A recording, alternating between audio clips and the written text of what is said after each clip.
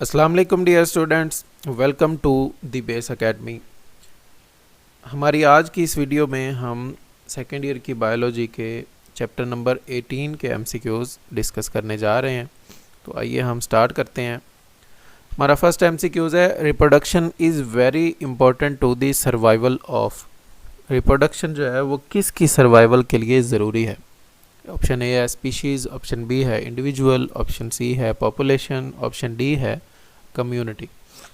Species के survival के लिए ज़रूरी है, इंडिविजुअल के सर्वाइवल के लिए ज़रूरी है, पॉपुलेशन के सर्वाइवल के लिए ज़रूरी है रिप्रोडक्शन, या फिर ऑप्शन डी में कम्युनिटी है उसके सर्वाइवल के लिए रिप्रोडक्शन ज़रूरी होती है। तो हमारा जो सही जवाब है, जो सही आंसर है वो है स्पीशीज़ के सर्वाइवल के लिए रिप्रोडक्शन ज़रूरी होती है।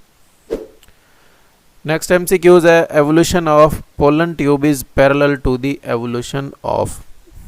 पोलन ट्यूब की एवोल्यूशन के साथ साथ और किस चीज़ की एवोल्यूशन जो है वो हुई है। ऑप्शन ए है गैमीट, ऑप्शन बी है फ्रूट, ऑप्शन सी है सीड, ऑप्शन डी है पोलन। तो राइट आंसर है कि पोलन ट्यूब के साथ साथ सीड की भी एवोल्यूशन जो है वो चलती है। नेक्स्ट एमसीक्यू है, in which of the following sporophyte is completely depend upon the gametophyte. कौन सा इन चारों में से प्लांट्स होते हैं जिनमें स्पोरोफाइट मुकम्मल तौर पे गमीटोफाइट जनरेशन पे डिपेंड करता है। ऑप्शन ए है जिम्नोस्पर्म्स में, ऑप्शन बी में है कि एंजियोस्पर्म्स में, ऑप्शन सी में है ब्रायोफाइट्स में, और ऑप्शन डी में है थैलोफाइट्स में। तो हम देख लेते हैं कि इसका राइट आंसर क्या है, कि कौन से ऐसे प्लांट्स का ग्रुप है जिसमें स्पोरोफाइट गमीटोफाइट पे डिपेंड करता है। हाँ जी, तो राइट आंसर है ब्रायोफाइट्स में ऐसा होता है। ऑप्शन नेक्स्ट हमारा एमसीक्यूज है कि the process in which seeds are not found in banana is called. कौन सा ऐसा अमल होता है जिसकी वजह से बनाना में बीज सीड नहीं पाया जाता। ऑप्शन ए है सीड डोरमेंसी, ऑप्शन बी है फ्रूट राइपनिंग, ऑप्शन सी है पार्थेनोकार्पी, ऑप्शन डी है फोटोपीरियडिज्म। इन चारों में से कौन सा प्रोसेस है जिसकी वजह से बनाना में सीड नहीं बनता। तो इसका राइट आंसर है पार्थेनोकार्पी। हाँ जी, नेक्स्ट एमसीक्यूज है, the special condition of rest which enables an embryo to survive the long periods of unfavorable condition। ये पौधों में एक ख़ास किस्म की रेस्ट पाई जाती है कि जिसमें एम्ब्रियो मौजूद होता है लेकिन वो लंबे अरसे तक अगर उसको अनफेवरेबल कंडीशंस मिलती हैं तब भी वो सरवाइव करता है, यानी वो ख़त्म नहीं होता। जब फिर बाद में फेवरेबल कंडीशंस आएंगी तब वो मज़ीद आगे ग्रो करना शुरू करेगा। तो ये इस स्पेशल कंडीशन को, इस अमल को हम कहते क्या हैं। ऑप्शन ए है लीफ डोरमेंसी, ऑप्शन बी है सीड डोरमेंसी, ऑप्शन सी है स्टेम डोरमेंसी, और ऑप्शन डी है बड डोरमेंसी। हाँ जी, तो हम देख लेते हैं कि इसका राइट आंसर क्या है। राइट आंसर है कि इस प्रोसेस को हम सीड डोरमेंसी कहते हैं। नेक्स्ट एमसीक्यूज है, germinating pollen grain is a rich source of. Option A gibberellins, option B abscisic acid, option C cytokinins, option D auxins. ये जो चारों हैं ये चारों ही हार्मोन्स हैं।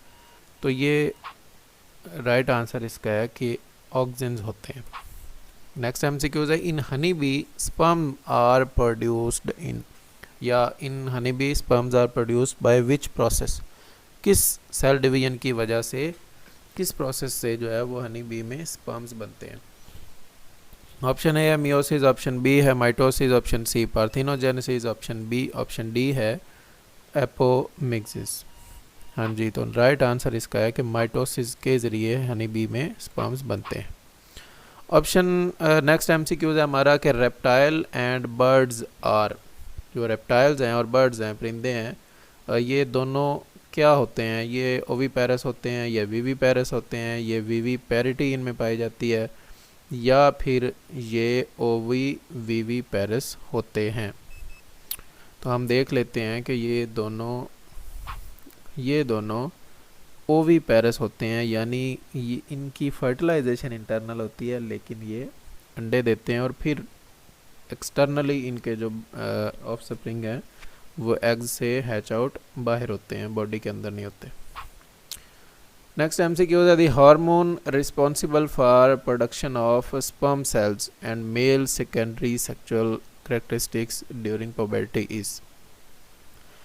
कौन सा हार्मोन है जो मेल में स्पर्म सेल्स बनाने का ज़िम्मेदार भी है और मेल्स में जितने भी सेकेंडरी सेक्सुअल कैरेक्टरिस्टिक्स होते हैं वो भी उसी हार्मोन की वजह से आते हैं।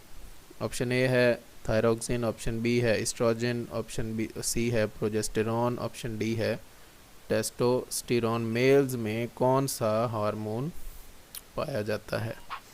तो मेल्स में जो हार्मोन होता है वो टेस्टोस्टेरोन्स होते हैं। नेक्स्ट MCQ है हमारा कि कॉर्पस ल्यूटम स्टार्ट्स सिक्रीटिंग ए हार्मोन कॉल्ड। कॉर्पस ल्यूटम में कौन सा हार्मोन सिक्रीट होता है? ऑप्शन ए है एस्ट्रोजन, ऑप्शन बी है प्रोजेस्टेरॉन, ऑप्शन सी है ऑक्सीटोसिन, ऑप्शन डी है टेस्टोस्टेरोन। इन चारों में से कोई एक हार्मोन है जो कॉर्पस ल्यूटिम में से सिक्रीट होता है, वो है प्रोजेस्टेरॉन। नेक्स्ट MCQ है the total gestation period in human female is usually about. कि हमें ह्यूमन फीमेल में गेस्टेशन पीरियड जो है यानी एम्ब्रियो से ले के एक मुकम्मल ऑफस्प्रिंग बनने तक का और उसका फीमेल की बॉडी से डिलीवर आउट हो जाने तक का ड्यूरेशन कितना होता है? ऑप्शन ए है 280 डेज़, ऑप्शन बी है 270 डेज़, ऑप्शन सी है 265 डेज़ और ऑप्शन डी है कि 260 डेज़ तक जो है वो उनका गेस्टेशन पीरियड रहता है।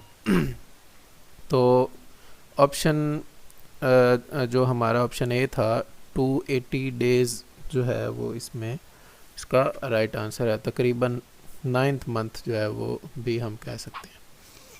नेक्स्ट MCQ है कि लेबर पेन इंट्रोड्यूस्ड बाय के फीमेल्स में, ह्यूमन फीमेल्स में डिलीवरी से पहले जो एक पेन होती है फीमेल में उसे हम लेबर पेन कहते हैं, वो किस हार्मोन के सिक्रीट होने की वजह से होती है? Option A estrogen, option B है प्रोजेस्टेरॉन, ऑप्शन सी है ऑक्सीटोसिन और ऑप्शन डी है कॉर्टिकोस्टेरॉइड्स।